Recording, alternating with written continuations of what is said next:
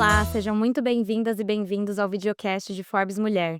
Eu sou Fernanda Almeida e a cada episódio eu vou conversar com mulheres que estão se destacando, que transformam diferentes áreas, dos negócios à ciência. Hoje eu tenho o grande prazer, a honra de receber Djamila Ribeiro. Djamila, que prazer ter você aqui com a gente, super obrigada. Prazer todo meu, Fernanda. Bom, eu tenho, assim, uma série de um currículo bem extenso seu, né, então você é ativista, escritora, professora, autora de livros best-seller como Lugar de Fala, Quem Tem Medo do Feminismo Negro, Pequeno Manual Antirracista, mais recentemente Cartas para Minha Avó. Você também é professora, é influenciadora, fashionista, faixa amarela em Kung Fu, mãe, mulher do candomblé, enfim, muitas coisas, né. E existe uma certa pressão para nós mulheres, imagino que para mulheres negras, especialmente, a gente se encaixar em caixinhas, né, essa lógica do ou, você é uma coisa ou outra. Como que você vê isso? Como que você se vê hoje? É, uma ótima pergunta, Fernanda, porque para mim foi um processo de libertação, de entender que eu não precisava, matar uma parte de mim para atender as expectativas do outro. Mas até a gente chegar nesse momento, a gente passa por uma série, acho que de auto-boicotes, a gente passa por uma série de sofrimentos, até a gente entender que a gente tem o direito de ser quem a gente é. Então é tanta imposição, então se você eu comecei a estudar, minha filha tinha 3 anos, então eu morava em Santos, a faculdade era em Guarulhos, então eu já ouvia: "Mas como assim, você é mãe e vai abandonar a sua filha com o pai?" Eu nunca entendi essa expressão, "abandonar com o pai". E eu estava indo estudar, né, então: "Ah, sua filha vai deixar de chamar". "Ah, não, se você é mãe, você não pode isso". Então eu tive que ir quebrando certas barreiras na minha vida, é claro que foi muito difícil à época, mas mesmo assim foi a melhor decisão que eu tomei na minha vida de estudar, de fazer meu mestrado. Aí depois você se forma, você lança livro, aí as pessoas esperam que uma pessoa acadêmica tenha que se vestir de determinado jeito, tenha que ser de um jeito, aí você não é. "Ah, mas como é que é assim? Gosta de moda, gosta de maquiagem", aí você fala: "Ai, por que que eu não posso gostar de maquiagem e ser escritora e ser acadêmica?".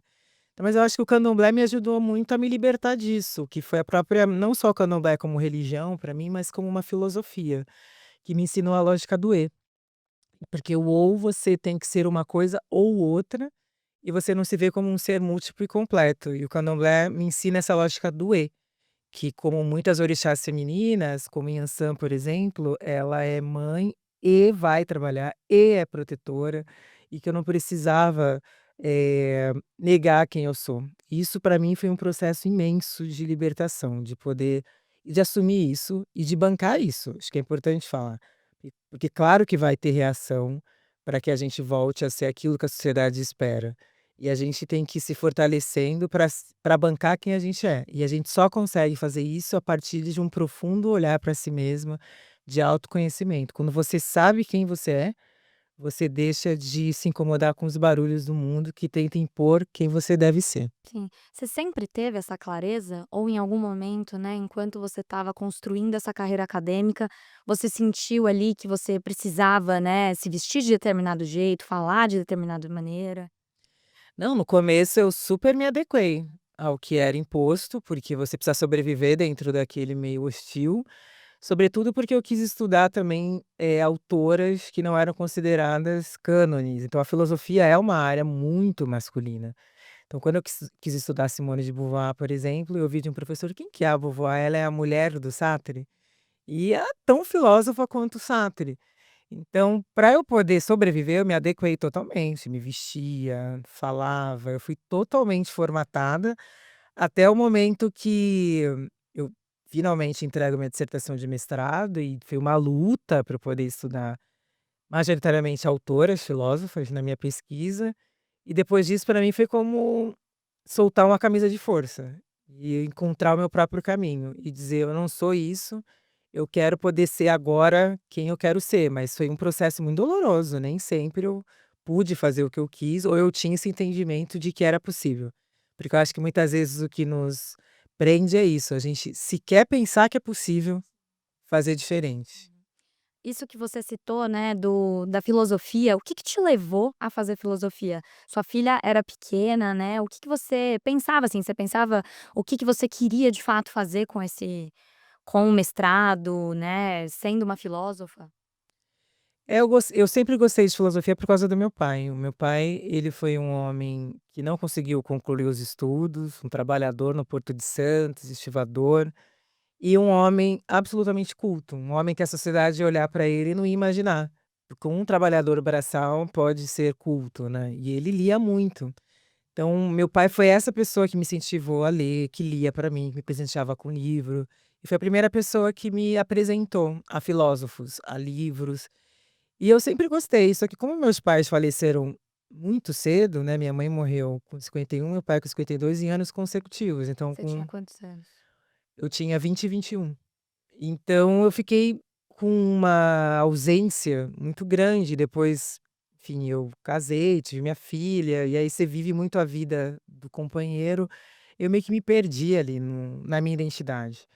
Até um dia estar trabalhando lá em Santos, e que eu sou de Santos, e ver que tinha um campus de humanas da Universidade Federal de São Paulo e que tinha filosofia, aquilo me despertou uma coisa, eu falei: "Nossa, filosofia", eu sempre gostei de filosofia. E ali já fazia anos que meus pais tinham falecido, e eu falei: "Bom, eu sempre gostei, eu sempre tive o sonho da universidade pública, eu sempre quis estudar". E aquela época eu tinha passado um período em casa e estava trabalhando como secretária numa empresa do Porto, um terminal de açúcar. E aquilo me resgatou para quem eu era, e eu falei: "Vou me matricular, não vou fazer o vestibular, eu vou tentar o vestibular", não falei para ninguém. Quando eu passei eu falei: "E agora, o que que eu vou fazer?". Mas acho que foi um chamado eu ter visto aquilo e ter tido coragem. Claro que todo mundo à minha volta majoritariamente era contra: "Como assim filosofia? Você vai passar fome. O que que você vai fazer com isso? Por que que você não vai estudar logística para trabalhar aqui com a gente?". Então eu também tive que lidar depois com essa toda falta de compreensão. Mas quem colocou essa faísca em mim da filosofia foi o meu pai, um estivador do Porto de Santos. Então você nasceu em Santos, né, em uma família em que a política era sempre muito presente, né. Como que isso te formou, te ajudou a chegar, né, na mulher, na pessoa, na profissional que você é hoje? Olha, minha educação em casa, Fernanda, foi fundamental, de ter tido acesso a um mundo que geralmente pessoas que vêm do lugar social como eu não têm. Então o fato de meu pai e minha mãe terem sido pessoas que acreditavam na educação, que acreditavam que a gente tinha que estudar, fez toda a diferença. Então o meu pai, ele levava a gente ao teatro, ele levava a gente ao cinema, ele levava a gente à biblioteca, tinha que estudar, tinha que tirar boas notas, ele olhava o boletim, se tirava nota baixa não viajava, e viajar era ir pra casa da minha avó em Piracicaba, mas não interessa, não ia passear, não ia pra praia. E a minha mãe, mesma coisa, tinha as regras em casa, e a gente tinha que seguir as regras, e isso foi to fez toda a diferença, de ir muito cedo, eh de ir para movimentos sociais, e os movimentos sociais foram muito importantes para mim, me ensinaram muito, né, eu tive muito acesso a leituras que eu não teria tido se não fosse o movimento social. Então eu costumo dizer que meus pais, eles me salvaram da alienação, assim, desde pequena eles colocaram pra gente, pra mim e para meus irmãos, essa importância de que sim, tem que estudar e que olhar para o social, olhar do que a gente pode fazer para contribuir para transformar a sociedade. E isso para mim foi hoje eu olho claro que quando você é criança, às vezes você só quer ir pra praia brincar, mas já na minha adolescência, no início da minha fase adulta, eu olhava para isso e falava: "Nossa, como isso foi importante para a mulher que eu sou hoje". Sim. É, acho que tem essa parte da educação da vida, né, em casa, dos valores e tudo, e a parte da educação formal, né, que você sempre defende, né, o acesso à educação para a gente mudar a sociedade. Olhando para trás, como a educação te transformou? Transformou, não só a minha vida, mas quebrou com ciclos de exclusão, né, porque a minha mãe, até casar com meu pai, ela foi trabalhadora doméstica, depois ela se tornou dona de casa. A minha avó também foi trabalhadora doméstica, a minha bisavó, e anteriores a elas foram mulheres escravizadas. Esse era o ciclo no Brasil, por falta de políticas públicas, por falta de políticas de reparação. Então, e a minha geração foi a primeira a ter acesso à educação, superior. E isso quebrou um ciclo geracional. Acho que é importante a gente também falar desse ciclo geracional que é quebrado, né, porque hoje a minha filha, ela parte de um outro lugar de oportunidades. Ela tem 20 anos, ela está fazendo cursinho porque ela no passado ela queria a USP, ela não passou na USP, ela passou na federal, ela falou: "Ah, me dá mais um ano de cursinho, porque eu quero tentar a USP", E eu falei: "Tá bom, mais um ano de Ela vai cursinho". fazer o quê? Eu lembro que você falou, acho que era Ela matemática. quer estudar Matemática. matemática, só são 25 vagas por ano na USP, muito pouco. E só que ela pode fazer isso tão jovem, né, e eu já fui estudar, eu já tinha quase 30 anos, né, eu me graduei, eu tinha 32 anos. Então, a importância disso na minha vida, porque se eu não tivesse tido a oportunidade de estudar, provavelmente eu ainda estaria nesse ciclo. Então a educação, além de ter me formado, de ter promovido, essa mobilidade social, de ter feito com que eu pudesse escolher uma profissão, ela mudou também a minha geração seguinte, que parte de um outro lugar de oportunidade. Então a educação ela foi transformadora na minha vida em muitos sentidos. Voltando, né, para esse momento da universidade, né, que você falou, de onde veio essa ideia, né, de porque é muito fácil também a gente chegar na universidade, tá, esses são os filósofos que você tem que estudar, e você não questionar aquilo. Você sempre foi muito questionadora? "Pô, eu quero estudar as mulheres filósofas", né, de onde você buscava isso? De onde vinham essas referências? Do movimento feminista, que quando eu tinha 19 anos, meu pai, né, de novo, ele era, militante, então a gente participava de muitas organizações, mas quando eu fui crescendo, eu fui entendendo que sim, a questão racial era fundamental, mas eu era uma mulher. E aí você vai vendo as coisas também dentro de casa, é quando eu vou trabalhar numa organização feminista negra chamada Casa de Cultura da Mulher Negra em Santos, e aquilo para mim abriu um mundo de possibilidades. Eu conheci tantas autoras, tantas mulheres pensadoras, tive acesso a tantos livros, tantas obras. Então, quando eu chego na faculdade, eu já venho com essa bagagem. E aí eu já sabia o que eu queria. Eu quero estudar tais e tais filósofos. Aí você se depara com um currículo eh, absolutamente branco e masculino e europeu. Ponto. Jornalismo é bem por aí. E era isso. Então, filosofia, meus professores diziam: ela é grega, ela é alemã ou ela é francesa? Aí você fala: "Ah, mas eu queria estudar filosofia africana". "Ah, isso não existe". "Ah, mas eu queria estudar mulheres filósofas". "Que mulheres filósofas?". Então, eu já cheguei com essa bagagem de saber o que eu queria. E como eu cheguei mais velha, também já me ajudou muito a ter essa maturidade para dizer: "Não, eu não quero, estudar só o que eles estão dizendo para mim que é filosofia". Então eu sempre digo isso, a formação que os movimentos sociais me deram foram fundamentais, assim. Claro que a academia é importantíssima na minha vida, inegavelmente, mas muito da minha pesquisa, muito do que eu quis estudar, eu aprendi por conta que eu vim dos movimentos sociais. E aí a gente foi lutar lá dentro da universidade para poder ter direito também a estudar as autoras que a gente queria.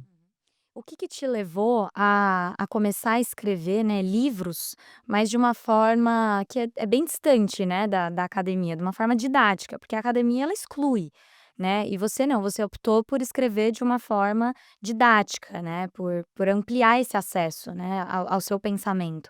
Você sentiu uma demanda para isso, né, que no fim eu acho que foi muito confirmada, né, porque seus livros, enfim, acho que o Pequeno Manual Antirracista foi o mais vendido na Amazon em 2020, né, foi prêmio Jabuti, então acho que isso se confirmou, mas que você pensou, assim, né, que você olhou um cenário e falou: "Isso precisa ser colocado com essa linguagem, dessa maneira, em um livro curto, fácil, pequeno, que Hum. muita gente pode ler"? Eu acho que tem a ver com a minha formação mesmo de base, assim, né, eu fui professora de cursinho comunitário muitos anos, né, que é para colocar jovens de periferia na universidade, trabalhei em muitas organizações nesse sentido. Então eu cheguei na academia entendendo que como eu tive acesso à educação pública de qualidade, era importante que quando eu saísse de lá, eu encontrasse formas de também devolver aquilo que eu tive acesso, e com a formação que eu tive. E também vem de uma tradição de feministas como Lélia Gonzalez no Brasil, que escreviam já de maneira muito didática. E deliberadamente elas tensionavam essa linguagem tão formal, porque elas diziam, né: "A gente está falando de temas que são tão importantes para nós, como é que a gente vai escrever de uma maneira que as pessoas não entendem, partindo de um país como o nosso, que tem um sistema educacional injusto?". Então, eu venho também de uma tradição de feministas que tinham essa compreensão. E quando eu saio da termino, né, o mestrado, foi 2015, o primeiro livro, Lugar de Fala, é de 2017. Eu também senti uma necessidade de me vingar no bom sentido de tudo que eu passei, Porque eu tinha para achar as referências que eu precisava, eu tinha que pedir para amigas que moravam fora do Brasil mandar. Eu fui para os Estados Unidos 2 vezes, na Simone de Beauvoir Society, eu fiz parte, fui apresentar, inclusive elas são incríveis, me acolheram num momento muito doloroso da minha vida, em que eu não tinha referências muitas, me deram um monte de livros, mas todos em inglês. Ainda bem que eu falava inglês, agora eu ficava pensando: "Mas em que não fala?", né, como é que a gente vai fazer? Então quando eu saí eu tinha toda essa compreensão, toda essa bagagem e tinha também muita raiva de muita coisa que eu passei. Então, para mim, o lugar de fala, ele já nasce dentro de uma coleção que eu coordeno, então eu já publiquei dentro dessa coleção 14 livros, porque eu também não queria ir sozinha. Então, mostrar também para a academia que tinha autoras negras para serem publicadas e que era importante que esses temas fossem publicados. Então, eu lancei o lugar de fala e com o lugar de fala vem um monte de gente junto. Todo de um trabalho independente que eu tive que suar muito para botar em prática, mas também para apoiar essa geração que estava vindo, para não ter que sofrer tanto, para ter acesso a determinadas leituras que eles queriam. Então a coleção ela impactou, os currículos das universidades, então vários livros lugar de fala e leitura obrigatória para o vestibular da Federal do Paraná, por exemplo. Outros autores também estão nos currículos de vários cursos de várias universidades, e isso para mim era importante. Aí com o lugar de fala, que ele é um pouco mais ele é acessível, eu acho, mas muita gente também acaba não achando muito, porque ele tem muito da minha dissertação de mestrado ali. Agora o pequeno manu aí veio Quem Tem Medo do Feminismo Negro em 2018, que é quando a Companhia das Letras me chama para escrever, e em 2019 o Pequeno Manual. Aí com o Pequeno Manual, para mim foi muito importante ampliar essa discussão. Essa discussão não é uma discussão só das pessoas negras, é uma discussão que tem que a sociedade tem que fazer. E o meu objetivo era, poder dialogar com a base. E isso é algo que me deixa muito feliz, porque o livro está presente em currículos tanto de escolas públicas como privadas, do ensino fundamental, do ensino médio, porque senão a gente fica só discutindo entre a gente numa bolha, e isso é mais uma maneira de reproduzir poder. E se a gente de fato quer que as pessoas reflitam, a gente tem que pensar que a linguagem é uma maneira que vai fazer com que as pessoas acessem essa discussão. Porque senão fica só a gente ali, mais uma vez, criando hierarquias. Eu era contra isso. Então não tem como as pessoas dizerem que são contra e escolher com quem elas vão falar, né. Então, para mim, importante não era falar para, ela era falar com. E isso é um dos objetivos do meu trabalho até hoje. Mas você recebeu críticas, né, por isso? Especialmente da academia, tipo, essa não é a linguagem que deveria ser usada por uma pensadora, por uma filósofa. Houve críticas nesse Muitas, sentido? muitas, do tipo: "Ah, a Djamila escreve de um jeito que as pessoas entendem". Mas é que isso pra mim era um elogio. É, como se isso fosse ruim. "Ai, se é popular é porque não é bom", porque tem toda essa ideia de que se você é popular é porque o seu trabalho não é bom. "Ah, mas a Djamila, ela dialoga de uma maneira muito", eles falavam, "palatável", e eu dizia: "Não é palatável, é muito pelo contrário, acessível é diferente de palatável". Né, minha linguagem ela é acessível. Agora, palatável não eu teria que mastigar e não trazer incômodo nenhum, muito pelo contrário. E acho que exige muito mais sofisticação você ser acessível, você transformar uma linguagem acadêmica numa linguagem acessível, do que o contrário, né. Mas isso não nunca me incomodou, para mim era sinal que eu estava no caminho certo, de chegar num lugar, como eu já fiz eventos no Grajaú e ter lá trabalhadoras domésticas discutindo um livro comigo, eu falo: é isso". Chegar numa escola na periferia de Belém e tá lá cheio de cartolinas falando do meu trabalho, lugar de fala, e as crianças lá apresentando o trabalho para mim, eu falo: "Nossa, é isso", né. Ou como recentemente agora eu fui para o Espírito Santo conhecer umas meninas que estão em medida socioeducativa, uma das psicólogas, a Maíra Barcelos, começou com um clube de leitura, elas começaram a ler meus livros, elas escreveram cartas para mim, eu fiquei tão tocada, eu falei: "Não, quero aí conhecer o projeto". Aí você vê meninas de medida socioeducativa lendo seus livros. Eu cheguei lá, fui lá semana passada, e eu falei: "Gente, é isso", né, esse era o meu objetivo. Então, de pensar uma educação, transformadora, e não uma educação que só ia reproduzir essas mesmas formas, né, de dizer que quem é que pode ou não ter acesso à filosofia, né, porque eu lembro que na academia tinha professores meus que falavam: "Não, a filosofia não é para o povo, isso é para uma". para os escolhidos, uma certa parte da sociedade. Eu olhava e falava assim: "Mas como pode Você sente que isso?". mudou? Mudou pouco, eu acho que mudou no sentido do acesso, né, a gente tem políticas importantes, políticas de cotas, a própria expansão das universidades públicas, eu faço parte dessa geração que teve acesso à universidade graças a essas políticas, mas o currículo, ele ainda permanece muito, centrado nessa visão elitista. Claro que existiram mudanças ao longo do tempo, mas no geral, ainda é muito fechado. Eu tive oportunidade de dar aula no passado na NYU, nos Estados Unidos, e é interessante que, claro, lá também tem as suas questões, mas lá já tem uma tradição mais longa de departamentos que estudam esses temas, já há muito tempo. Então eu senti uma facilidade maior, assim, eu dei aula um semestre lá, e agora estou indo de novo, né, agora no final do mês eu me mudo novamente, fico 1 ano, vou dar aula no programa Martin Luther King do MIT, Contar sobre isso. e isso é muito legal, porque eu posso escolher sobre o que eu vou dar aula, tem toda uma estrutura, e aí eu fui olhar que agora eu fiz já o e-mail, a gente teve uma reunião online que eles foram apresentar o sistema MIT, e tem uma gama de livros sobre esse tema que aqui eu não tenho acesso ainda, por mais que tenha melhorado, o mercado editorial no Brasil tenha traduzido mais, mas ainda muito longe, e isso lá eu acho que é um ponto positivo. Uhum. Conta um pouco, né, desse programa do em homenagem ao Martin Luther King, como que foi essa, né, como que você chegou até esse lugar? Esse programa ele existe desde 91, a princípio era só voltado para professores estadunidenses, e aí depois de uns anos eles abriram para professores internacionais. E quando eu estava na NYU dando aula, um dos professores lá me escreveu perguntando se eu tinha interesse, que ele queria que eu aplicasse, que eu era a escolha do departamento dele, que é o departamento de estudos de gênero. Eu falei: "Ai, claro", eu falei: "Mas o que que precisa?" Ele: "Não, eu acho que tem que ser você, e bom, você aceitando, você vai ter que passar por uma seleção, tem uma votação de todos os outros departamentos, porque cada departamento escolhe o seu", que eles chamam, né, MLK Professor, então, que é o Martin Luther King. Então cada departamento pode escolher uma pessoa. E eu falei: "Ah, ok, eu quero". Ele falou: "Então vamos fazer a suas vamos escrever a sua, você está concorrendo, a sua application". Eu falei: "Ok". E depois da votação eu te falo e tal. Bom, passou um período, ele falou: "Olha, tenho boas notícias".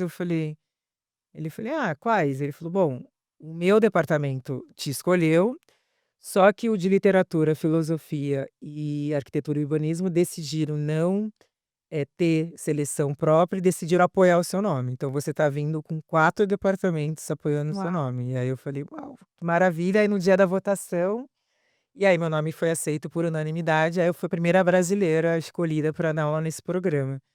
E eu fiquei muito feliz, porque é um reconhecimento também do nosso trabalho, porque eu acho que a gente como brasileiro, muitas vezes a gente se inferioriza ou se intimida lá fora, e eu sempre falo isso, gente, a nossa formação é excelente. A gente tem uma formação nas nossas universidades muito boa, a gente não deve nada. Então eu quero chegar lá, estou indo agora em setembro, e eu sempre falo isso para as pessoas, eu quero ir lá para trocar, eu não vou chegar lá: "Ai, nossa, eu estou aqui vindo aprender", porque se eles estão me trazendo, é porque o nosso trabalho tem qualidade. Uau! Então eu acho que a gente também tem que, como brasileiro, ter mais orgulho, eu acho,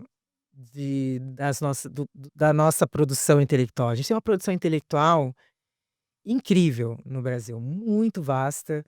O único problema, né, é a falta de tradução para o inglês, sobretudo de trabalhos acadêmicos, né, de ficção são poucos, mas ainda é mais fácil, né. Agora autoras como eu de não ficção, a gente tem um caminho mais difícil, mas Ainda assim seus livros foram, né, estão sendo traduzidos para vários idiomas, né. sim, para o francês, desde 2019 eu tenho todos em francês, tenho em espanhol, tenho 3 em italiano, mas o inglês, por exemplo, que eu tenho só um em inglês, que foi o Lugar de Fala, que saiu o ano passado pela Yale University Press, mas os Estados Unidos traduzem só 3% de livros ao ano, então é um mercado duríssimo de entrar, sobretudo autoras de não ficção, porque ninguém está interessado em produção intelectual feita no Brasil. Então, e esse convite veio de Yale, porque é a questão das oportunidades mesmo, né, porque teve um ano que eu saí no New York Times junto com o escritor Itamar, como os fenômenos da literatura brasileira, e dei uma entrevista para o New York Times, e aí a minha editora leu, a Hebe, a matéria, ela ficou chocada com a minha história e foi me pesquisar no Google. Aí ela disse: "Eu fiquei chocada como não chega pra gente os Estados Unidos, como a gente não tem esse olhar para o resto do mundo", entre aspas. É um olhar muito voltado para os Estados Unidos. E ela ficou chocada com tudo, e aí tanto que o dia que chegou o e-mail de Foi o Yale, dia que ela te convidou. foi o dia que ela me convidou, a editora mandou um e-mail formal querendo comprar os direitos do Lugar de Fala, eu fiquei chocada, falei: "Mas como que eles ficaram sabendo?". E aí um dia que quando eu fui conhecê-la, antes do livro ser publicado, eu estava em Nova York, a gente foi tomar um café e ela contou como que ela soube do meu trabalho. Então essa importância, né, também da gente ter essa oportunidade, né.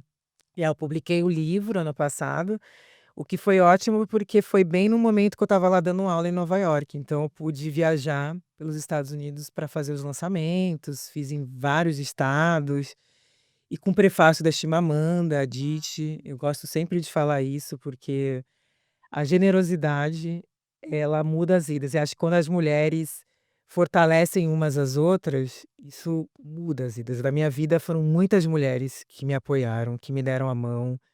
E a Chimamanda chega nesse momento, eu a conheci em 2022, quando ela veio para o Salão do Livro Carioca, eu fui a mediadora. A gente ficou conversando em jantar, a gente teve vários encontros e ela falou: "Eu queria muito ler as brasileiras, mas não traduzem para o inglês, sobretudo mulheres como você, acadêmicas". Eu falei: "Pois é, tem uma o mercado é muito duro para nós".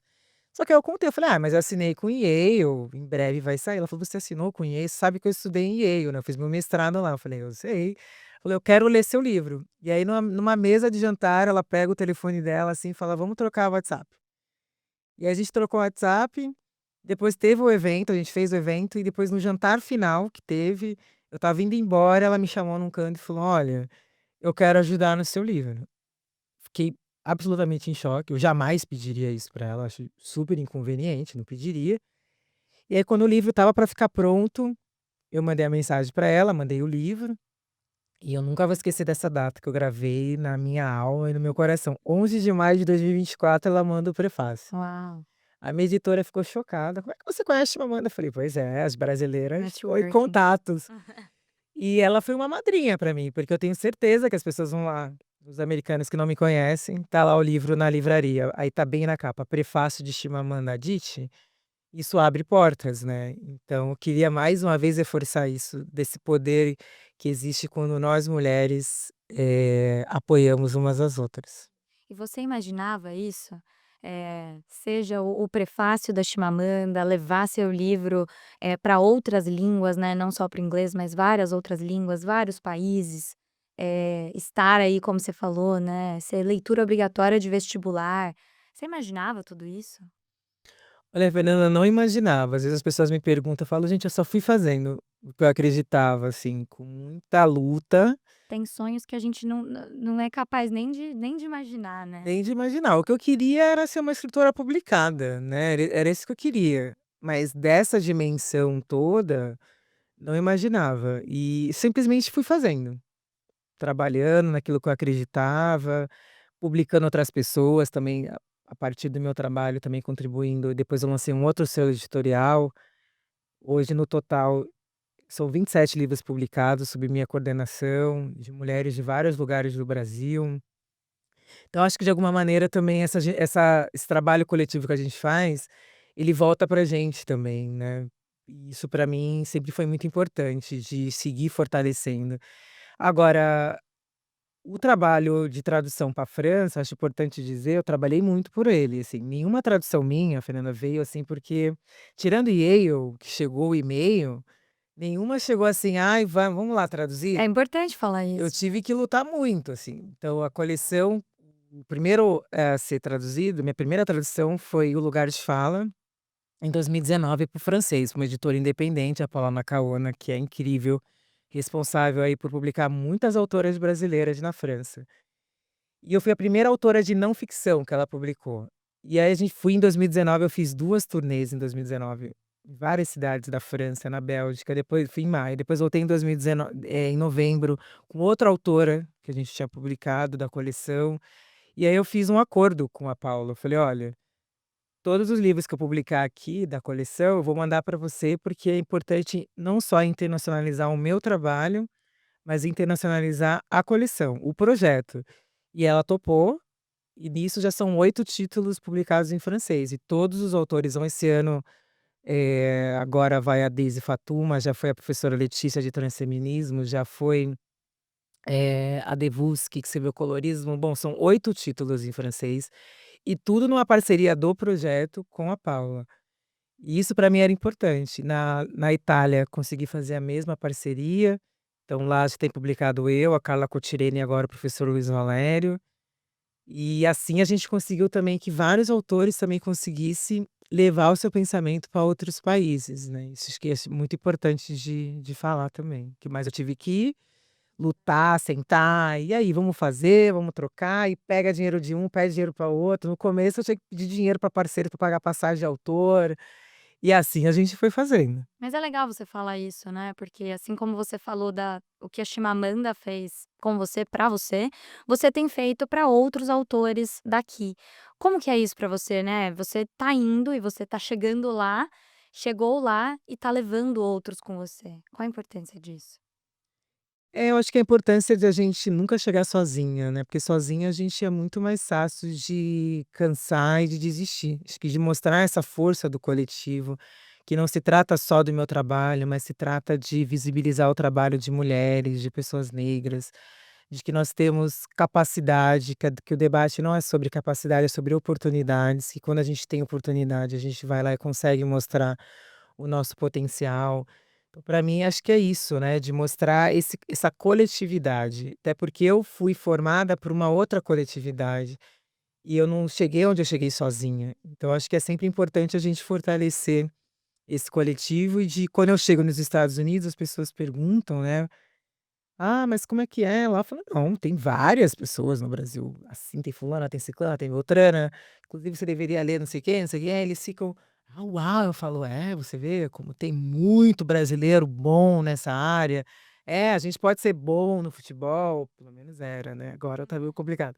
Ser bom nisso, mas a gente é bom nisso também, e nisso também, então ter todo esses nomes também para apresentar. Inclusive quando eu estava na NYU, eu tinha um calendário público que eu tinha que organizar eventos. Então, o primeiro eu organizei com o autor americano Ibram Kendi, que é um autor best-seller lá, incrível, foi muito parceiro, aceitou nosso convite, mas o segundo eu levei 2 brasileiras. E uma delas falava inglês, a outra não, né, então a Alessandra Devuski é doutora, fala inglês, mora no Canadá, só que a Selma Dealdina não falava inglês. A Selma Dealdina é a organizadora do livro Mulheres Quilombolas, que foi o primeiro livro no Brasil publicado por mulheres quilombolas, foi um livro publicado no meu selo. E eu falei lá na direção da NYU, eu falei: "Olha, eh, tem que ter tradução para o inglês, porque se a gente já esbarra aqui de excluir, a gente está excluindo muita gente boa, e não falar inglês não tem nada a ver com inteligência, tem a ver com oportunidade". E eu banquei lá, falei: "Não, tem que ter", aí foi em português com tradução para o inglês. Meus alunos todos foram, porque os americanos têm muito isso de não gostar muito de tradução, eu falei: "Não tem essa de não gostar de tradução gente, a gente tem Gente, que". isso tem que ter. Exatamente, eu falei: "Vocês vão lá para o Brasil, a gente vai traduzir, vocês também não falam, e a gente vai traduzir". E foi muito bonito de ver aquele dia a Selma lá apresentando o livro Mulheres Quilombolas, apresentando para os meus alunos, e foi uma noite que lotou o auditório lá do nosso departamento, e depois meus próprios alunos na aula seguinte falando: "Nossa, professora, como foi legal ouvir o trabalho das mulheres quilombolas no Brasil, a gente não conhecia". Então é isso também, né, de eu estava lá com um professor, eu tinha esse poder tinha esse poder, tinha verba para isso. Falei: "Não, vou trazer a Selma do Brasil, vamos contratar tradução, ela vai apresentar o trabalho dela, porque isso vai enriquecer muito o repertório dos meus alunos". E acho que esse é a conexão que a gente também não pode perder, quando a gente está fora, a gente também não perder essa conexão com o nosso país e o nosso propósito. Em 2022, acho que foi 2022 que você tomou posse na Academia Paulista de Letras. na cadeira que foi de Lígia Fagundes Telles, né, e você é a única mulher negra nesse espaço, pelo menos hoje. Como é ser a primeira, a única, né, que carrega, né, uma questão de oportunidade, de abrir os caminhos e ao mesmo tempo, eu acredito, uma solidão? É uma ótima pergunta, né, porque é muito difícil quando a gente chega em determinados espaços e a gente olha para o lado e se sente sozinha, né. Tem até uma coluna na Folha que eu escrevi sobre essa solidão institucional que muitas vezes a gente sente. E também tem muito peso em cima das nossas costas, porque aí, às vezes, porque você é a primeira ou é a única, tem tanta demanda da própria população negra por representatividade, que as pessoas acabam colocando um peso em cima de você, de que você tem que ser perfeita, você tem que representar um povo inteiro, e é impossível você representar todo mundo.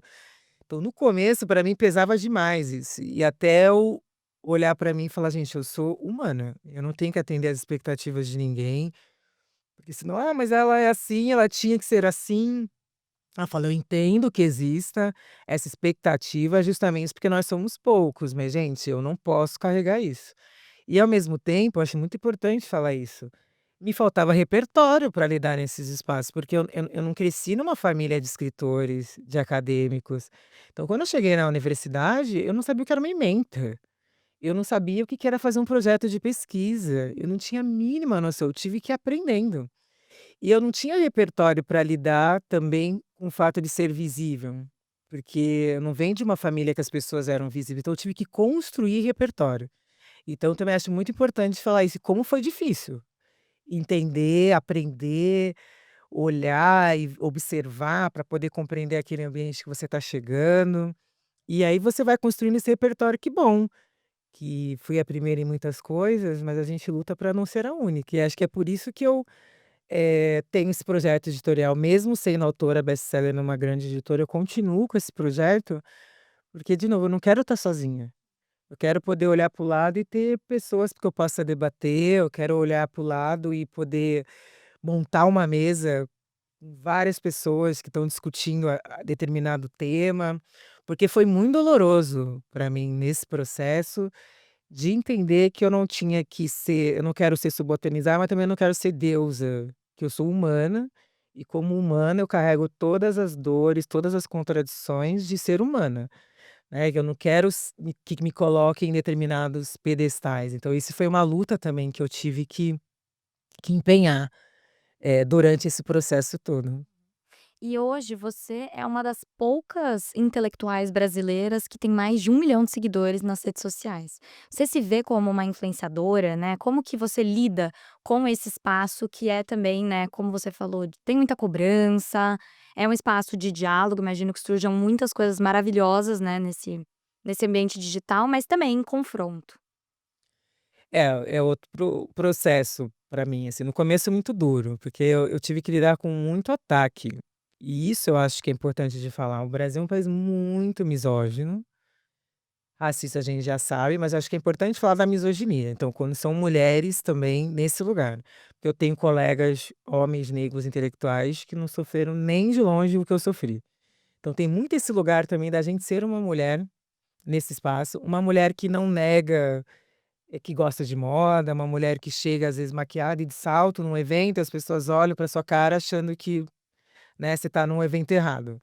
Ou uma mulher que vai em desfile de moda, que faz publi pra marca de beleza, mas ao mesmo tempo é escritora. "Ah, como assim?". Então eu no começo eu sofri muito ataque, assim, no começo foi muito doloroso pra mim lidar com tudo aquilo, com aquela maluquice de rede social. As pessoas realmente elas se escondem por trás de perfis pra destilar ódio.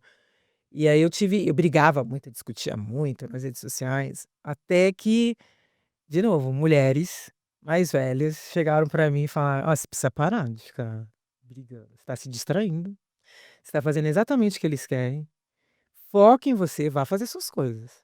Para de ficar perdendo seu tempo com isso". Então muitas mulheres me acolheram nesse processo.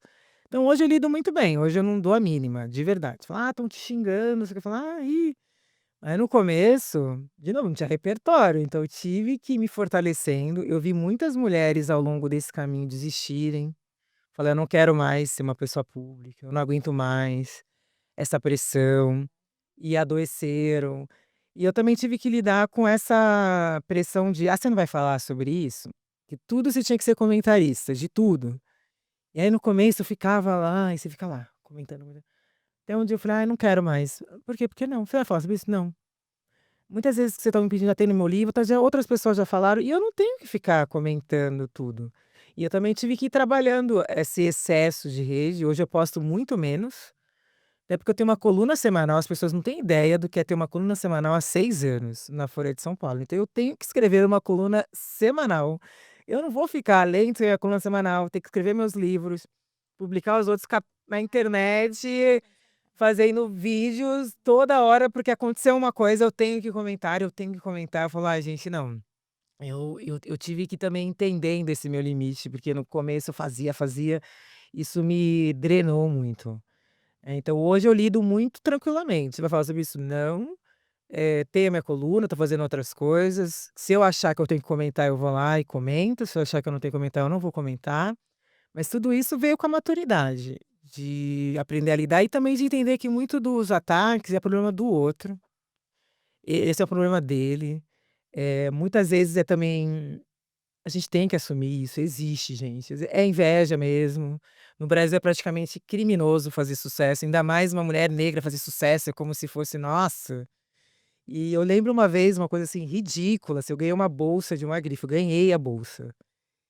E virou assunto de trend topic, sabe. "Como assim? É uma mulher negra está usando uma bolsa de gri", falei: "Por que que eu não posso ter ganhado a bolsa?". Aí virou assunto, eu falei: "Nossa, tá faltando assunto no Brasil". Eu acho que não tem mais problemas no Brasil para virar trend topics, coluna de jornal, o fato de eu ter ganhado uma bolsa de uma grife. "Ah, mas é uma bolsa que custa não sei quantos mil", e daí? Por que que eu não posso usar essa bolsa? E aí os argumentos eram: "Não, porque as mulheres negras não podem comprar essa bolsa". Eu falo: "Bom, e por que que uma mulher negra não pode ser a representante disso para inspirar que outras mulheres comprem, independente de elas serem negras ou não?". Ou era: "Ah, as mulheres negras estão passando fome no Brasil e a Djamila usando essa bolsa". Eu falei: "Ah, é claro, né, eu sou o motivo pelo qual isso acontece". Então virou assunto e ficou, assim, meses as pessoas comentando isso. E eu falei: "Gente", então você percebe que quando mulheres como eu, que eles estão acostumados a ver num lugar de subalternidade, a gente acessa determinados espaços, o quanto que isso incomoda a sociedade brasileira. A ponto de eu escutar esse tipo de coisa, a ponto das pessoas falarem pra mim assim: "Ah, mas, eh, você se veste muito bem". Eu falo: "Ai, qual que é o Obrigada. problema?". E isso vem de quem? Da minha mãe. Minha mãe era chiquérrima. A minha tia, a irmã da minha mãe, ela tinha uma co ela costurava, elas costuravam roupas. Eu tenho fotos da minha mãe, assim, na década de 70, minha mãe o vestido de noiva da minha mãe, uma coisa icônica. Eu falo: "Gente, vem da minha casa, porque vocês têm essa ideia preconceituosa de que pessoas simples não são elegantes. A minha elegância, o meu senso de estética vem da minha família, de mulheres simples". Eu ia te perguntar justamente isso, né, dessa sua relação com a moda e como uma forma de expressão, né, também é, mas também de trabalho, né, você falou de ir a desfiles, fazer publis e tal, como que é essa sua relação hoje? Eu gosto muito de moda, assim, sempre gostei desde por causa da minha mãe, assim, minha mãe era aquela pessoa, a gente não tinha dinheiro para comprar as roupas, ela olhava determinadas vitrines e ela fazia. Ela e a minha tia, minha mãe fazia até os nossos pijamas, às vezes eu tinha camisola de flanela, e minha mãe tinha máquina de costura em casa. E eu sempre fui uma menina, né, eu falo isso no meu livro Cartas para minha avó, eu era uma menina fascinada pela mulher, quando eu olhava a minha mãe. Eu sempre tive um fascínio pelas coisas que ela usava. E isso vem desde criança em mim, assim, da minha própria família. A minha avó, a mãe da minha mãe também era muito elegante. E eu sempre gostei de moda. E aí quando as marcas começaram a me chamar, eu achei muito interessante também de entender porque eu também confesso que no começo eu tive um receio, né, eu falava: "Ai, será? Não sei. Eu venho de um outro meio, será que sim?". Depois eu veio a pergunta: "E por que não?". Então 2019 eu fui a Prada me levou até Milão para assistir o desfile, eu adorei também ver o backstage, como que é pensada a coleção, toda a construção. E isso quebrou muito preconceitos que eu tinha também, né, de achar que, era futilidade, não, você vai vendo o conceito por trás, Quantas pessoas tem por trás? quantas pessoas tem por trás, a criatividade, o que você tem que pensar. Eu falei: "Gente, que fabuloso isso". E também uso muita marca nacional. É, porque as pessoas gostam de falar: "Agora eu tô usando grife, não sei o quê", mas o tanto de estilista nacional Quais que que você eu destacaria que uso. você gosta hoje?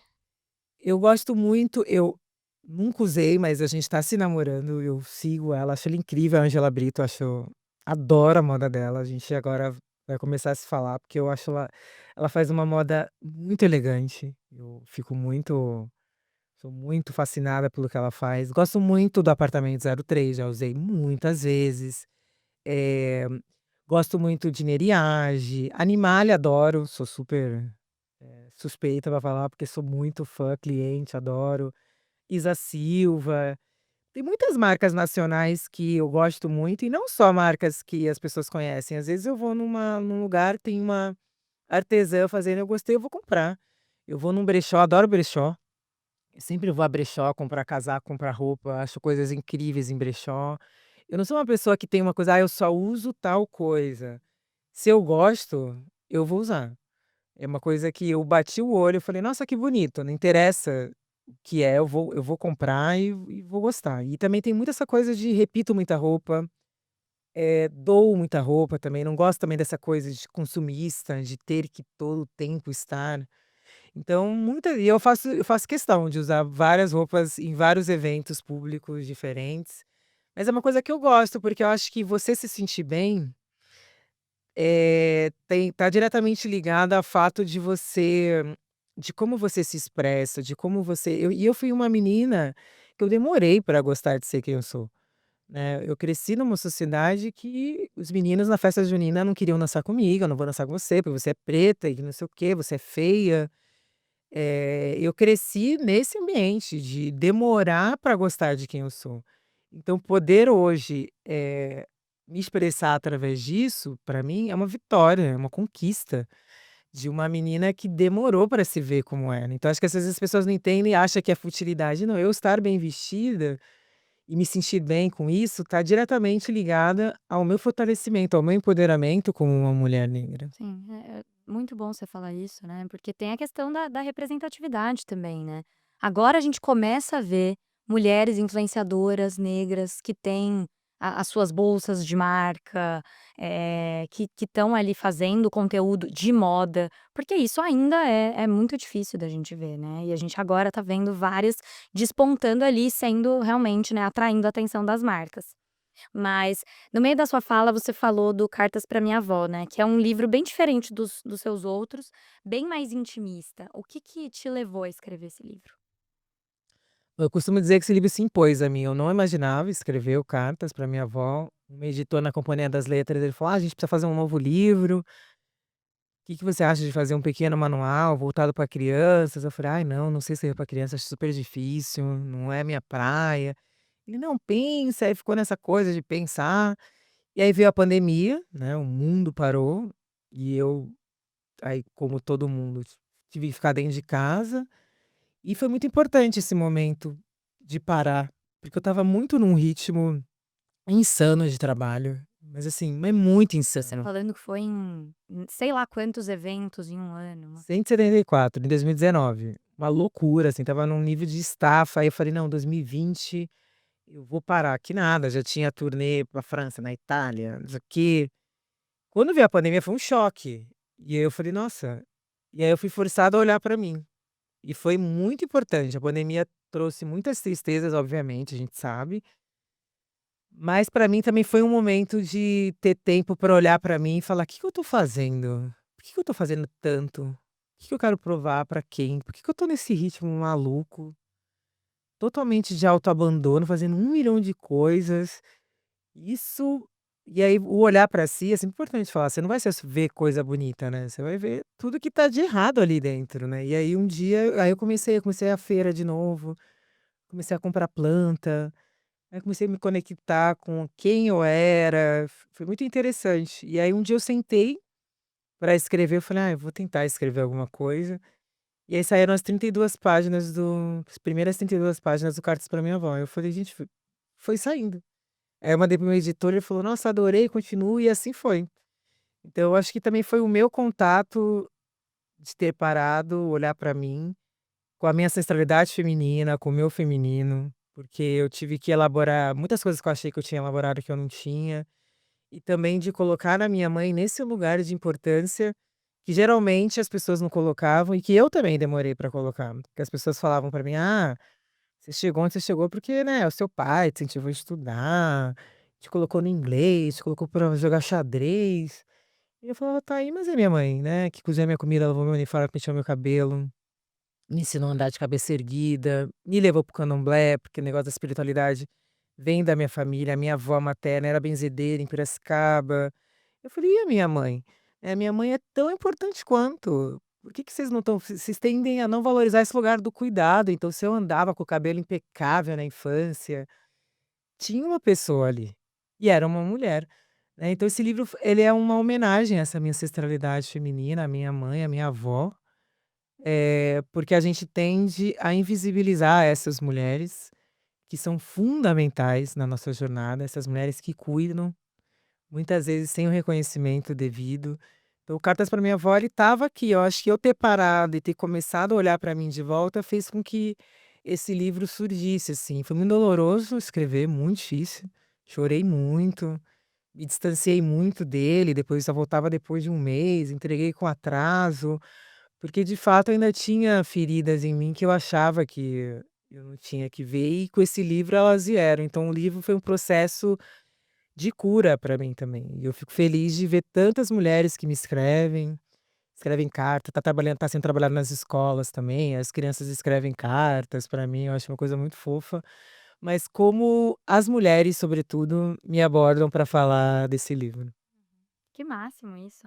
E, bom, falando desse momento, né, dessa estafa que você estava, né, de, enfim, viver 1 milhão de coisas, né, a gente falou aqui, você é muito múltipla, então você tá ali em vários ambientes, né, circula muito. Você sente que você aprendeu a se priorizar, se respeitar, saber os seus momentos?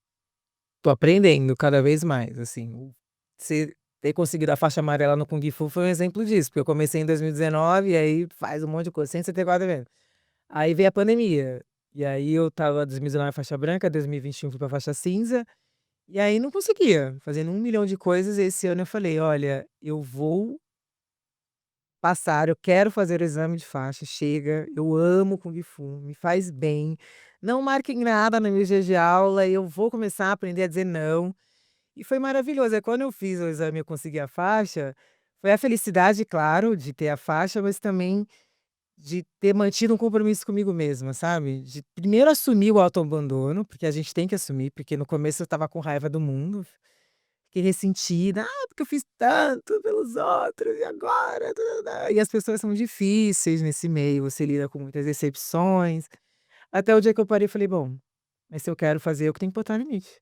Se as pessoas estão fazendo é porque eu estou permitindo". E eu assumi isso e falar: "Não, agora chega, eu tenho direito de fazer as coisas que eu quero pra mim. Eu vou fazer, eu sou do coletivo, né, mas eu sou um indivíduo. Eu sou uma mulher e eu tenho o direito de cuidar desse ser humano". E aí foi muito importante pra mim, mas foi um processo. Começo pra eu dizer não, nossa, eu já inventei tantas vezes que minha filha estava doente, coitada da menina, quando ela era criança: "Ai, minha filha tá doente". Eu tinha que inventar alguma coisa, né, "Ai, menina, que choveu, e aí?". E agora eu tô nesse exercício de falar: "Ah, não, não acho que é bom pra mim". E sem sofrer, porque eu sofria pra falar não, porque tem essa coisa de a gente não quer desagradar os outros, a gente como mulher é criada sempre para dizer sim, né, aquela coisa toda, então foi um processo pra mim e eu acho que eu ainda estou, mas eu já tô muito melhor do que eu já estive, de hoje conseguir dizer o que eu quero fazer pra mim e de olhar e falar: "Eu tenho o direito e eu mereço fazer isso", porque a gente às vezes acha que é egoísmo da nossa parte. E eu que venho de uma família como a que eu vim, tem toda aquela cobrança de eu brinco, né, às vezes minha família acha que eu sou rica, eu falo: "Gente, eu sou uma trabalhadora, eu trabalho pra caramba". E aí fica aquela coisa de achar que você tem que ajudar todo mundo, mas você fala: "Mas se eu ajudar todo mundo, eu também não consigo me manter". Então de você também começar a entender esses nãos também, de que tá, eu ajudo, claro, eu ajudo algumas pessoas da minha família, mas eu ajudo porque eu posso aqui, aqui não dá. Porque é uma cobrança, isso que é importante falar, e a gente quando chega nesse lugar, a gente começa a se sentir culpado, que era como eu me sentia, porque você olha para o lado, seus irmãos não estão, seus tios não estão, aí você começa a achar que você tem que fazer alguma coisa, e aí você se embaralha toda nesse meio do caminho, aí você começa a sentir vergonha de fazer sucesso, as pessoas do seu entorno não estão nesse lugar que você tá, e você se começa a se sentir num não lugar, você não se sente pertencida nem a mais a um lugar, nem ao outro. Então foi muita análise interna para mim, e de chegar nesse lugar e dizer: "Não, eu mereço estar aqui, eu construí esse espaço, que bom, eu ajudo quando eu posso, quando não dá, e sem sofrimento. Eu não vou sofrer", porque eu tinha vergonha de ter feito sucesso. Olha que maluquice, assim, de ficar: "Ai, não, eu tenho que me diminuir, não, eu não posso dizer que eu fiz, não. Ah, ela, nossa, fez muito sucesso. Não, na verdade eu não fiz". Então, todo um exercício de olhar e hoje sentar na cadeira e ficar confortável nesse lugar que eu ocupo. Mas, olha, gente, muito trabalho interno.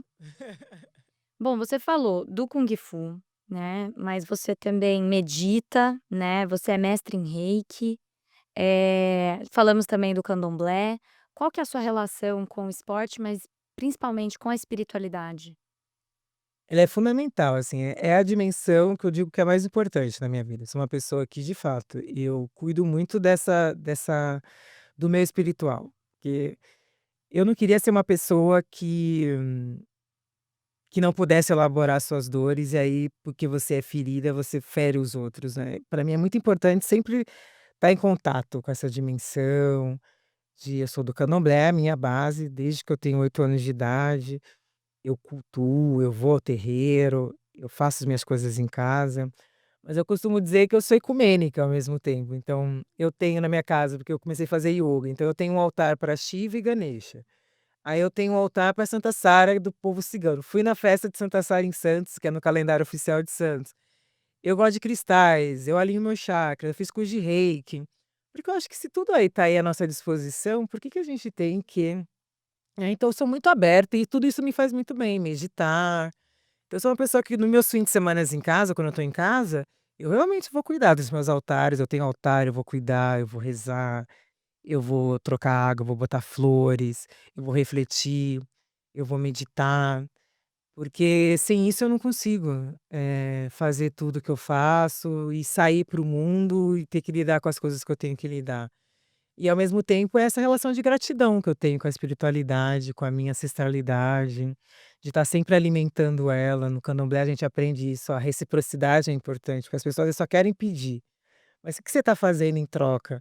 Né, e o que que os na minha crença, o que que os orixás querem em troca de mim? Que eu seja uma pessoa honesta, que eu seja uma pessoa ética, que eu seja uma pessoa que constrói para o mundo, que eu seja uma pessoa que está fazendo alguma coisa. Então eu sempre mantenho essa relação de troca e de alimentar essa minha espiritualidade, porque é o que me fortalece, assim, sempre, em todos os lugares. Eu lido com muita gente, né, a gente estava falando que eu estava em Ribeirão agora, tinha 1.200 pessoas, depois eu vou assinar livro, muita energia, eu sou uma autora que ainda assina livro. Eu assino, eu atendo, eu fico horas conversando com as pessoas. É gostoso? É, mas quando termina, nossa, então se eu não tiver ferramentas para me alimentar de novo, eu fico absolutamente drenada. No dia seguinte eu tô acabada. E aí, por que que eu consigo fazer tanto isso? Porque eu tô sempre alimentando a minha espiritualidade. Perfeito, é super importante. Bom, você é uma voz bem importante, né, do nosso país, do feminismo negro e do antirracismo. Que balanço você faz, né, em relação a essas pautas hoje no Brasil? Você sente que a gente tem avançado ou a gente ainda tem bastante a caminhar? O que que você vê? Acho as 2 coisas, né. Eu lembro que um dia eu fui entrevistar o Gilberto Gil no Roda Viva, aí a gente perguntou pra ele: "O mundo pior ou melhor?" Ele falou: "Pior e melhor ao mesmo tempo". De fato, eu acho que teve avanços, inegavelmente, a gente teve políticas, no mercado editorial as coisas melhoraram, graças também a projetos como o meu, de pessoas que começaram a publicar autores negros, e hoje as grandes editoras estão publicando, muita coisa melhorou. Mas ao mesmo tempo, tem muita coisa ainda, né, muito no sentido de oportunidade, no sentido de diminuição de desigualdades, tem um longo caminho pela frente. Agora, eu acho que nesse momento do Brasil e do mundo, a gente está vivendo um retrocesso nessa pauta, tem muitas empresas fechando departamento de diversidade, Você vê que isso se reflete no Brasil? muito, demais, assim. Eu no sobretudo no meu trabalho, assim, esse ano, eu senti que teve uma queda grande, assim, no sentido de, oferta. Ainda bem como eu sou uma pessoa que faço várias coisas, eu acabo dando um jeito, vou fazendo outras coisas, mas eu tenho colegas que ficaram estão passando dificuldades esse ano, assim, de não conseguirem fazer palestra, consultorias, e de fato a gente sentiu claro que o que acontece nos Estados Unidos influencia muito aqui, e a gente sentiu essa queda. Então a gente está vivendo um momento de retrocesso, porque antes as marcas estavam muito engajadas, hoje a gente vê que esse engajamento ele diminuiu bastante, na pauta, mas de ter notícias reais, assim, eu acompanho, tal empresa fechou um departamento inteiro de diversidade, tal empresa cortou toda a política de diversidade. Isso é uma coisa que tem acontecido nesse momento, eu acho que é importante de falar o quanto que esse momento está sendo desafiador também. É, e a gente está vendo, né, um boom de inteligência artificial, só se fala nisso, né, um avanço da tecnologia sem precedentes. Como que você enxerga, né, os avanços, né, o papel da tecnologia, tanto para reduzir desigualdades, quanto também, né, perpetuando essas desigualdades? Eu acho que é uma discussão muito importante, que a gente ainda vai ter que a gente está discutindo enquanto as coisas estão acontecendo, mas eu acho que precisa ter uma regulamentação, precisa ter determinados limites, porque a gente está falando de pessoas que estão perdendo emprego, perdendo trabalho. A gente está falando também do uso que se dá impacto disso no clima, na natureza, porque as inteligências artificiais eles precisam de um armazenamento imenso. Qual que é o impacto ambiental de tudo isso? Porque a gente não pode ver as coisas descoladas, né, e às vezes qual que é o impacto também na vida das pessoas, mas no meio ambiente, como que isso vai se dar? E é uma discussão que as coisas estão acontecendo, continuam causando esses impactos todos e não há discussão, porque também não há interesse, porque, enfim, gera lucro e tudo mais. Então acho que a tecnologia ela é uma aliada em muitas coisas, eu não sou uma pessoa contra, eu acho que a inteligência artificial, em muitos momentos, ela pode ser uma aliada, mas eu acho que as pessoas têm que entender que ela é uma ferramenta, ela não pode ser substituta. Como é que a gente vê, infelizmente, vê isso acontecendo, né, e em relação às big techs, tem que ter discussão sim sobre responsabilidade, sobre a exploração econômica que se tem do ódio nas redes sociais, de onde que vem esse financiamento, de determinadas, eh, fake news, são coisas que às vezes as pessoas entendem regulamentação como censura, só que não é, preciso regular, o CONAR vai regular a publicidade, se a pessoa faz uma propaganda enganosa, você tem como dizer: "Olha, isso aqui é uma propaganda enganosa". Então, deveria existir realmente essas ferramentas para que as coisas não crescessem dessa maneira desenfreada e muitas vezes não respeitando, eh, as outras pessoas, com essa multiplicação de discursos de ódio que as pessoas na internet acham que "Ah, eu falei e tá tudo certo", não tem pesquisas sobre isso, né, a gente publicou na nossa coleção o livro Discurso de Ódio nas Redes Sociais, qual o impacto disso na vida das pessoas, e por que que essas empresas não estão se responsabilizando por esse tipo de conteúdo que é publicado nas redes, e que pode levar pessoas ao suicídio, que pode levar pessoas ao adoecimento, que pode acabar com a vida das pessoas. Então tudo isso tá nessa discussão sobre tecnologia, a gente precisa discutir isso de maneira séria porque os impactos disso podem ser muito negativos, né, na sociedade. Que mensagem você deixaria para pessoas que eu imagino que você deva ouvir isso bastante, né, pessoas que chegam para você e que querem começar a agir no dia a dia, né, para a gente ter uma sociedade mais justa, mais igualitária, que não sabe o que pode fazer, né, que muitas vezes e por isso eu acho o seu livro Lugar de Fala super importante, porque muitas vezes a pessoa usava o lugar de fala como: "Mas esse não é o meu lugar", e se ausenta das discussões. Então como que todas as pessoas, cada uma das pessoas pode agir ali no seu trabalho, na sua comunidade, na sua família, para que a gente caminhe, né, rumo a uma sociedade mais justa. É ótimo, todo mundo tem lugar de fala, gente. A gente só lugar de fala não é o que se fala, é de onde se fala. A gente vai falar de lugares diferentes. Então é importante que todo mundo se mobilize. Eu digo sempre que o primeiro caminho é a construção da escuta. A gente precisa aprender a escutar, grupos que vêm de lugares diferentes da gente. A gente às vezes tende a reprimir, achar que é mimimi, "Ai, por que isso?" Sempre foi assim, por que que agora tá mudando? Eu falo: "Gente, a escravidão era legal, era legalizada no Brasil, isso não significa que ela era ética, né, então não é porque sempre foi assim que tem que ser". Então acho que a construção da escuta, a construção, do letramento, a gente tem que se letrar, a gente tem que ler. Eu, para aprender sobre realidades diferentes da minha, sexualidades, eu fui ler, gente. Fui ler, fui estudar, fui escutar. E isso foi me ajudando a moldar a minha visão de mundo, de que eu não queria ser uma pessoa que impactar negativamente no lugar da outra, mas não ser um agente de dor, ser um agente de transformação. E isso passa necessariamente por a gente assumir a nossa responsabilidade nesse lugar. E muitas vezes é doloroso você se ver no lugar da pessoa que reproduziu muitas vezes aquilo, mas é necessário ter essa humildade de reconhecer. Eu costumo dizer que é um processo para a vida inteira, mas a gente precisa continuar estudando, lendo, e escutando o outro, aprender a olhar no olho do outro e acolher o que o outro está dizendo pra gente, por mais incômodo que aquilo seja, né. E isso vai fazendo com que a gente cresça, que a gente, tenha uma visão muito mais humana, que abarca muito mais as pessoas, e isso é bom não só no nosso convívio, mas isso é bom para a sociedade. Quanto mais pessoas tiverem oportunidades, quanto mais pessoas se sentirem parte e se chegam nos espaços, sentem que de fato, são respeitadas pelo que elas são, isso é bom para o desenvolvimento do nosso país como um todo, não só, né, da nossa empresa ou ali das pessoas ali do nosso convívio. Então, eu acho que é um caminho para a vida inteira, é um processo. A empatia, para mim, ela é uma construção. Não acho que a empatia é se colocar no lugar do outro, porque é impossível. Eu nunca vou saber o que é ser uma mulher lésbica, que é ter medo de apresentar a pessoa que eu amo, porque eu sempre me relacionei com ela, nunca vou dizer: "Ai, me colocar no lugar do outro". Assim como uma pessoa branca nunca vai saber o que é ser uma pessoa negra, mas a empatia para mim ela é uma construção de escuta intelectual que vai impactar diretamente na forma como a gente age, e é uma construção para a vida inteira, né, e que, eh, faz bem, impacta positivamente a vida das outras pessoas, mas transforma muito quem a gente é também. Perfeito.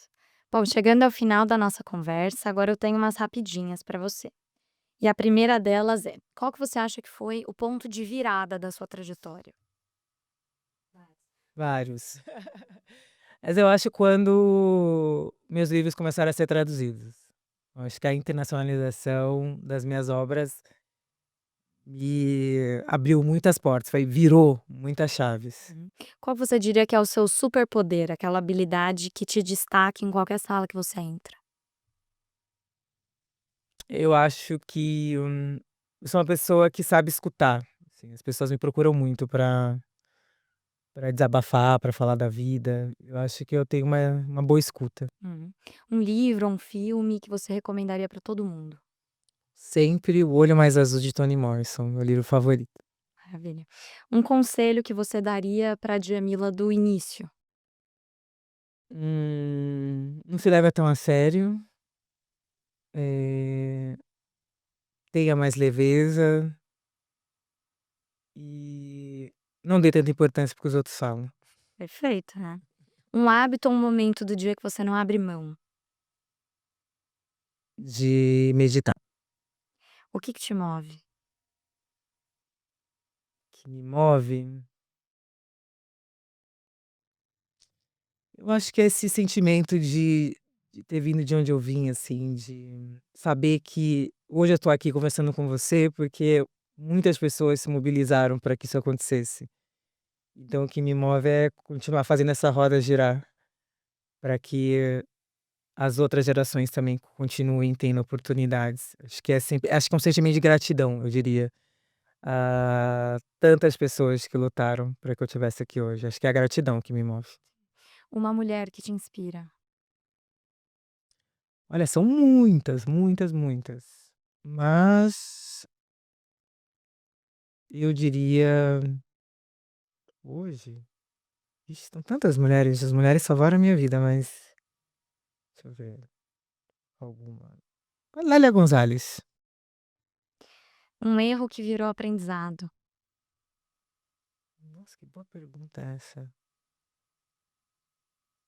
No Candomblé, né, a gente costuma dizer que Exu faz o erro virar acerto, a gente tem um ditado, né. E, por isso que essa pergunta é interessante. E muitos erros que eu cometi viraram acertos, assim, na minha vida. Então eu acho que às vezes se esses erros eles não são a gente precisa errar bastante para aprender. Eu acho que o erro ele foi muito importante na minha vida. E eu cometi muitos erros no sentido de, eh, não saber que caminho escolher, de ir para vários lugares e nessas de ir para vários lugares eu acabei encontrando o meu caminho. Acho que eu diria isso. Os erros me fizeram ir para o meu caminho de verdade, para o lugar de fato que eu deveria ir. Um sonho ainda não realizado. Um sonho não realizado. Poder decidir quando eu queira trabalhar ou não. Então hoje ainda não é, eu tenho que trabalhar muito. Eu quero chegar naquele momento de dizer: "Ah, eu vou tirar 2 anos sabáticos", sabe. Então acho que esse é meu sonho. O que pouca gente sabe sobre você. Olha, muita coisa, porque eu sou bem uma pessoa muito na minha, assim, mas talvez que eu goste de assistir série turca, série coreana e que eu goste de ficar muito quietinha na minha em casa, assim. Sou uma pessoa que se eu puder eu não saio de casa. Ai, uma frase ou um lema que você leva pra vida. Lema pra vida, saiba quem você é. Quando você sabe quem você vai ter noção do que você merece, de onde você quer chegar, e o barulho do mundo vai ficar cada vez mais baixo. Perfeito. Super, super obrigada, Djamil. Ah, Prazer. adorei, Fernanda. Obrigada, viu. Obrigada. Muito obrigada por ter acompanhado a gente até aqui e até a próxima.